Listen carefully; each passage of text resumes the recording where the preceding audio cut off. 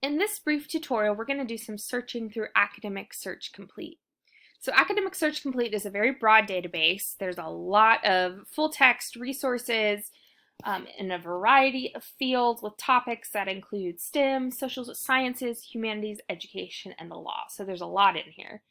For the purpose of this tutorial, we're going to be using mental health and stigma as an example for something that we're researching. So to start out with, we can plug in our search terms in these boxes up here. So I'm going to start typing mental health. And as you'll see, Academic Search Complete is going to create a drop-down menu with some suggested search terms or provide search terms with a variety of synonyms that may be useful. This could be helpful if you're getting only a few results and you need to broaden your search. But for the purpose of this, we're just going to select mental health. And then here I'm going to do stigma. So as you can see, the same type of drop-down menu. So we can scroll down a little bit and see our search options.